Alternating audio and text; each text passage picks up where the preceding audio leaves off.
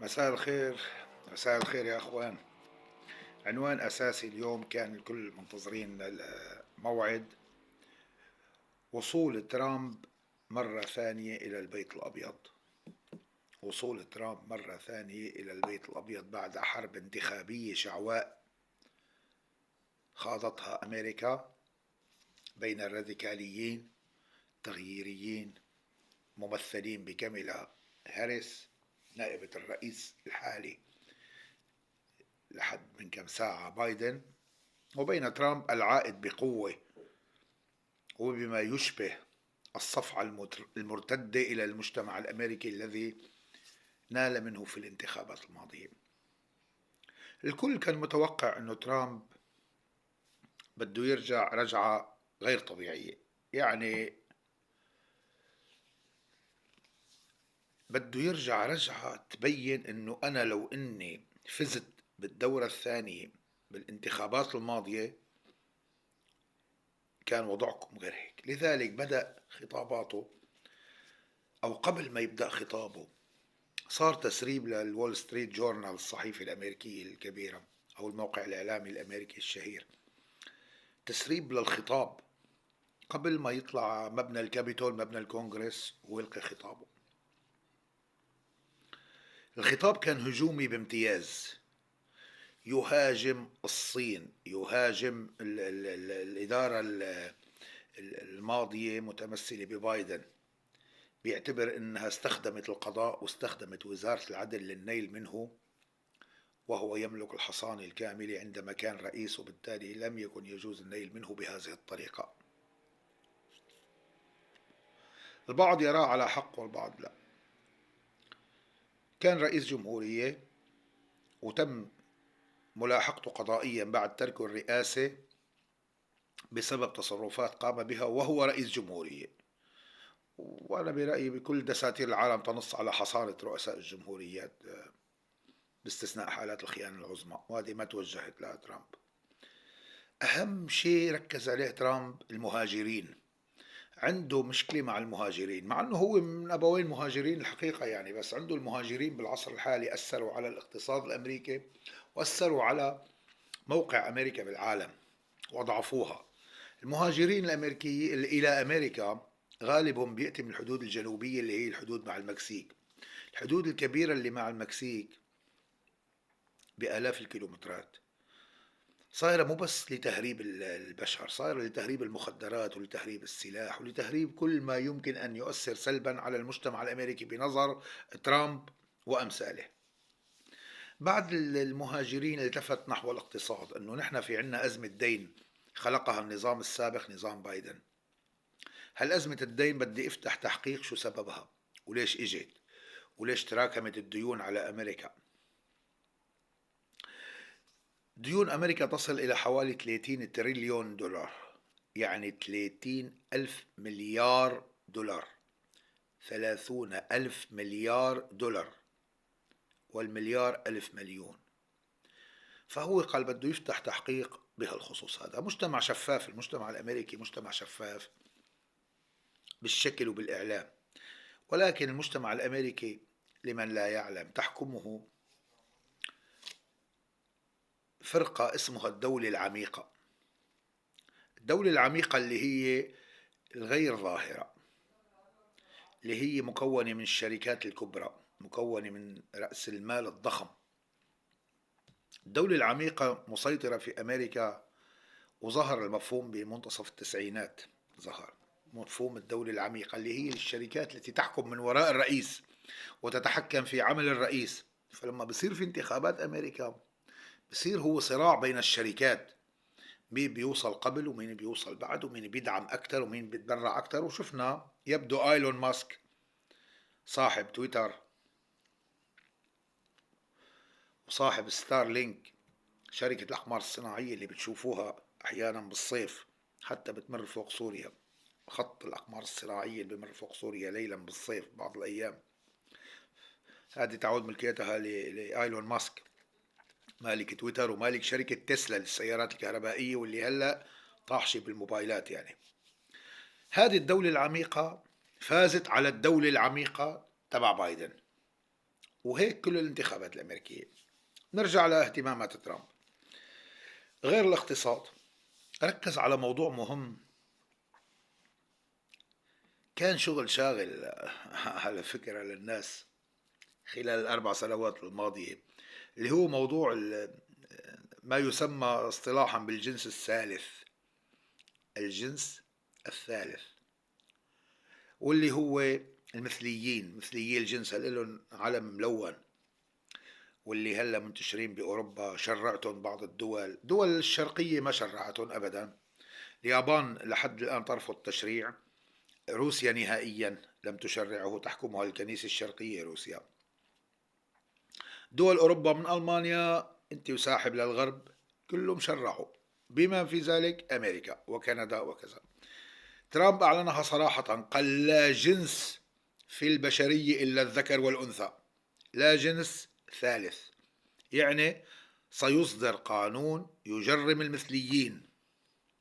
هلا الموضوع المثليين موضوع شائك، واحيانا بتدخلوا امور طبيه واحيانا بتدخلوا امور اجتماعيه، وانه هدول ما ذنبهم وهدول خلقوا هيك وهدول جيناتهم هيك وهرموناتهم هيك وكذا. بس هذا البشر كل عمرهم مصبوبين على هالقصه. الملفت للنظر كمان بحديث ترامب، قال ترامب: سأعمل على إنهاء كافة الحروب في العالم. سأعمل على إنهاء كافة الحروب في العالم. طبعا بالدرجة الأولى يقصد روسيا، بالدرجة الثانية إسرائيل وحروبها. وأنهى حرب غزة بالتهديد الصريح قبل استلامه للسلطة، وكان موجه إلى نتنياهو وإلى الفلسطينيين أنه بتنتهي غزة، موضوع غزة، قبل ما استلم.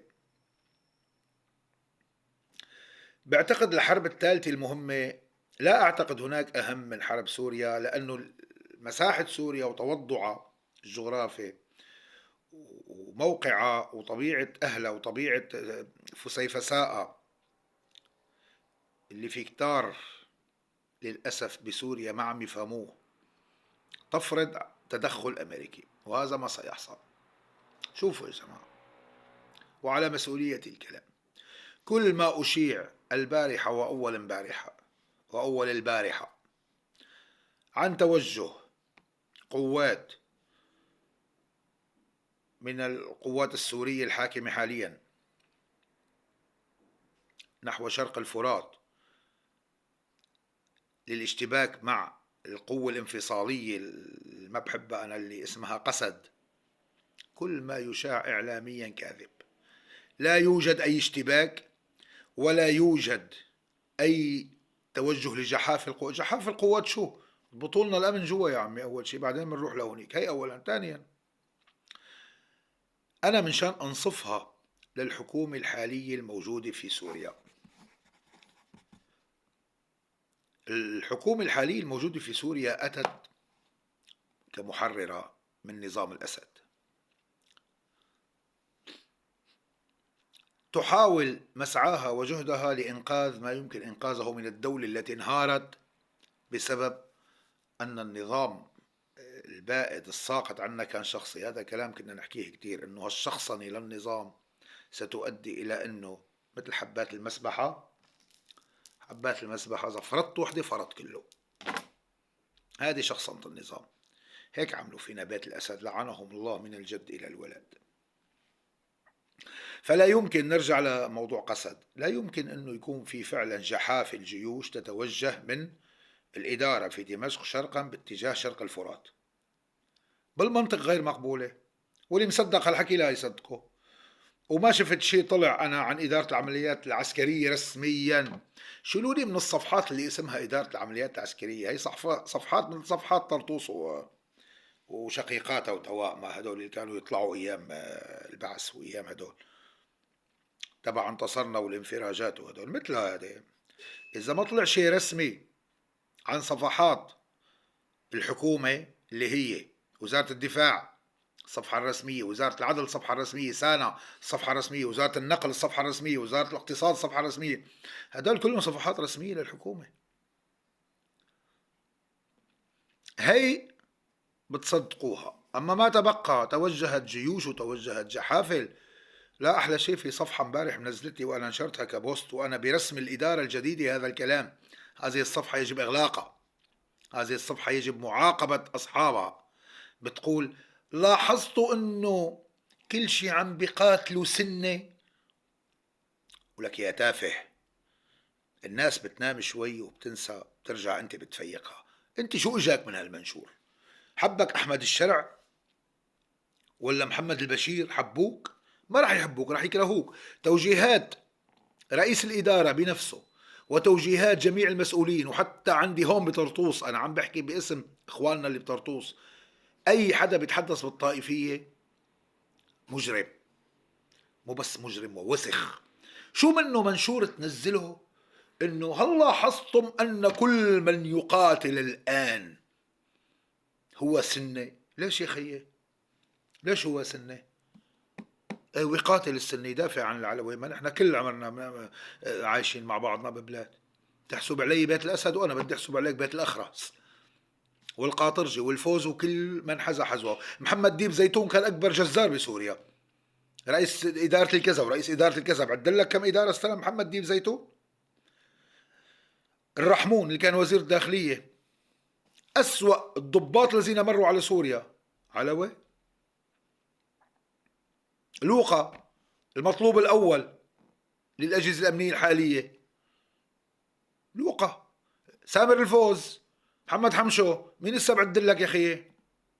مين لسه تيجي تقول لي يا صفحة رد اسمها صفحة ردع العدوان، وهذا برسم الحكومة، برسم الحكومة. وأوجه ندائي للحكومة لمنع هكذا أطفال من العبث بأمن سوريا. امنعوا هؤلاء الأطفال قليلي التربية.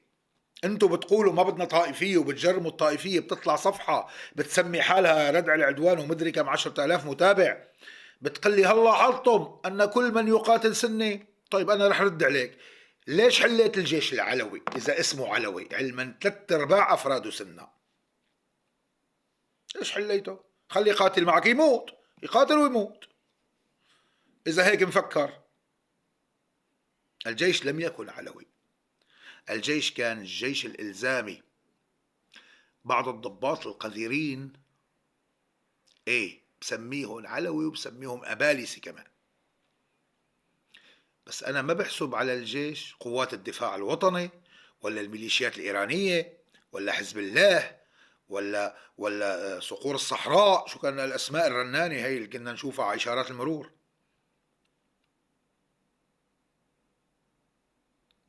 قال لي هل لاحظتم أن كل من يقاتل في المعارك الحالية هو سني؟ ايه لاحظنا. وبعدين طيب راح أسألك سؤال وعلى مسؤوليتي: افتح باب التطوع في الجيش، ستجد في اليوم الواحد يتقدم على الأقل 10,000 شاب علوي للتطوع. على مسؤوليتي. أنا هلا بعطيك 20,000 اسم هلا. قال لي هل لاحظتم من يقال؟ ليش أنت بتاخذ علويين على الجيش؟ هيك بدك ياني جاوب؟ ولاني حابة أجاوب. أنا قلت البارحة وأعيدها: كل شخص يتحدث بالطائفية هو صرماية عتيقة وسخة قذرة سيئة الصنع في رجل أوسخ إيراني يدوس بها في الخلاء ليفرغ فضلاته. هذا هو اللي بيحكي بالطائفية، الندل اللي بيحكي بالطائفية. ليش عم بحكي بهالقسوة؟ لأنه أنا حاسس بشار الأسد حاط كاس ويسكي هو وأسماء الأخرس. الأخرس ها، مو أسماء عليه، اسمها أسماء الأخرس، وقاعدين عم يتفكهنوا ويعملوا هيك ويقولوا خرجكم. بدك تخلينا نقول خرجنا يا تافه؟ بدك تخلينا نقول خرجنا؟ هل لاحظتم أن كل من يقاتل في المعارك سني؟ لك ليش وين في معارك؟ ليش في معارك؟ كم واحد بيصدقوك من هالعقول الصغيرة انه انت ما تقاتل قسد ومسد وفسد وما بعرف شو. انت مانك ما تقاتل، انت ناطر الاشارة الامريكية. وأنا ضد إهراق الدم السوري وسيلان الدم السوري أيا كان، إن كان كردي وإن كان علوي وإن كان سني وإن كان، وقطر الدم من أصغر سني في سوريا تسوى عندي أكبر دولة بالعالم. قطرة دم واحدة من أصغر سني في سوريا تسوى عندي أكبر دولة بالعالم ورئيس أكبر دولة بالعالم. يا تافهين اخرسوا، اخرسوا، انضبوا. كرهتونا بالثورة وباللي عمل الثورة وبكل شيء بيخص الثورة. مخبرين للأمن العسكري بيجوا هلا بينزلوا بيجتمعوا مع المشايخ لكن من إخواننا السنة، مخبرين للأمن العسكري مكشوفين الكل، ما حدا غشيم. لاحظتم أن كل من يقاتل في هذه المعارك سني؟ تفضل الله المنشور. وضيع، ما بدنا نكتر حكي عنه، ما بيستاهل. اصلا ايراني، مناغ صغار يحط علم ايران على بروفايله وصورة حافظ اسد. الله يلحقك فيه ان شاء الله. من قلبي عم بحكيها يا حقير.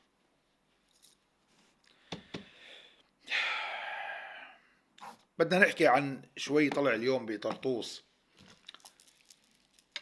من السيد المتولى، ما نسيت الاسم انا، بس المتولى شؤون المحكمة، اسمه رئيس المحكمة، بالاسم الثوري رئيس المحكمة، الأستاذ عارف الشعال، أستاذنا الكريم والصديق الغالي المنحبه ولو عن غياب. كتب منشور حلو كتير، ما يقول يا أخي من ما تجيبوا هالتسميات رئيس المحكمة ومن ما تغولوا على قانون السلطة القضائية اللي فيه تسمية المحامي العام.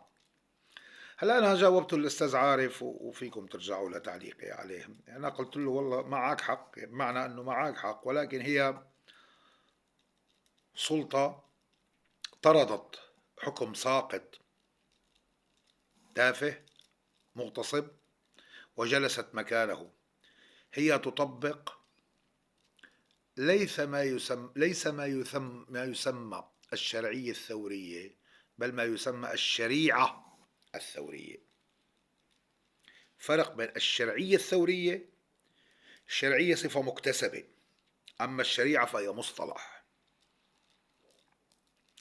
يعني بتحط القوانين اللي بتناسبها من شان تمشي أمور البلاد بالحد الأدنى لحين الوصول إلى حكومة عادية طبيعية. يعني قد تأتي حكومة تكنوقراط يعني من فنيين وأصحاب اختصاص، وقد تأتي حكومة أحزاب يعني حكومة سياسية. بكل الحالات القوانين الغير مناسبة للمجتمع رح تلغيها الحكومة القادمة وتبقي على بعض القوانين الموجودة.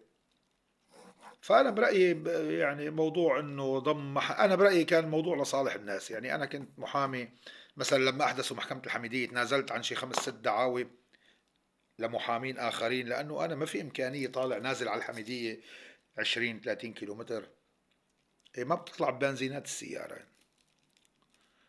ما بتطلع ببنزينات السيارة، يعني الأتعاب لا تواخذونا. يعني هيك صار معي ومع غيري، مع زملائي، أنا صريح بالقصة. فجبنا الناس تفضلوا يا عمي، هي ورقة لا مانع من توكيل محامي آخر، تفضلوا وكلوا محامي تاني. يعني هذا الأمر يحتاج إلى شوية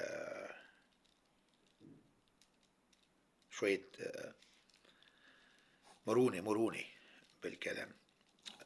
إلغاء المحاكم غير ذات المعنى، يعني إلغاء كان في محله. أنا برأيي طلع على محكمة مثل اللي تم إلغائهم. في بعض المحاكم فيها 5 دعاوى و6 دعاوى متعين عليها قاضي. ليش؟ مشان كل واحد يطلع قرار شكل. محكمة الصلح خربة المعزة تطلع قرار غير محكمة الصلح الحميدية بموضوع مشابه. التعدد الاجتهاد ما له طعمة، كمان ما له معنى. نحن بانتظار ما سيحدث في شرق الفرات. يبدو كل الأمور معلقة إلى حين الكلام التركي الأمريكي، وبانتظار ذلك نأمل أن يكون خير لهذا البلد، لهذا الوطن بكل فئاته بكل مكوناته. نأمل ذلك. بانتظار الخطاب التركي الأمريكي في الأيام القادمة سنرى ما سيحصل. كلكم خير وسعدتم بألف خير وتصبحوا على ألف خير.